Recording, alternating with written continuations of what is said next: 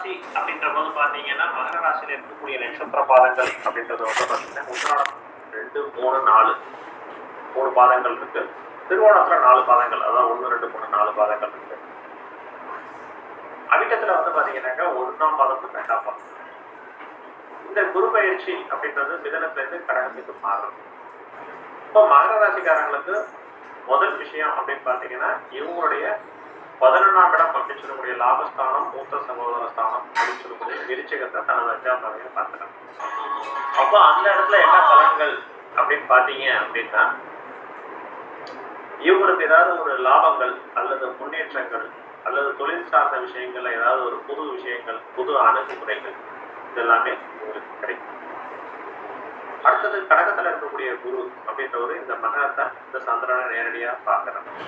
அப்ப பார்க்கும்போது பாத்தீங்கன்னா இவங்களுக்கு இருக்கக்கூடிய தடைகள், இவங்களுக்கு இருக்கக்கூடிய முன்னேற்றம், இவங்களுக்கான ஏதாவது ஒரு சிரமங்கள் இதெல்லாமே இவங்களுக்கு மாறும். சரி, அது எந்த இடத்துல இருந்து மாறும் அப்படின்னு பாத்தீங்கன்னா, இவங்க ஏதாவது கூட்டு முயற்சி ஏதாவது தொழில் செஞ்சாங்களா, இல்ல ஏதாவது வேலை வாய்ப்புகள் ஏதாவது டிரான்ஸ்பர் இடமாற்றங்கள் அப்படின்றதெல்லாம் இந்த மகர ராசி கிடைக்கும்.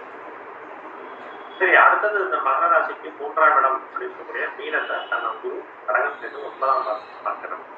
அப்போ இவங்களுக்கான புது முயற்சிகள், புது எண்ணங்கள், ஏதாவது ஒரு குடும்பத்துல ஏதாவது ஒரு சுப நிகழ்வுகள் இதெல்லாம் வந்து நடக்கிறதுக்கான வாய்ப்பு.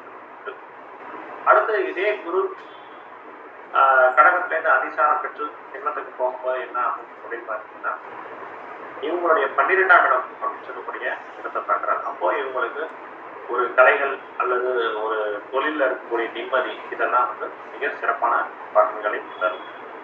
அடுத்தது மகர ராசிக்கு 2ஆம் இடம் அப்படின்னு சொல்லக்கூடிய கும்பத்தை அதிசாரம் பெற்று பார்க்கும்போது இவங்களுக்கான தொழிலில் இருக்கக்கூடிய முன்னேற்றங்கள், இவங்களோட பேச்சுவார்த்தை, கொடுக்கல் வாங்கல் இதெல்லாம் நல்ல சிறப்பான பலன்களை தரும்.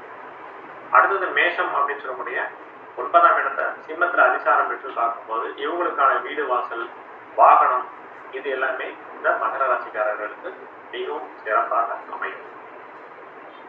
இதுதான் மகர ராசிக்கான இந்த குரு பயிற்சிக்கான பலன்கள்.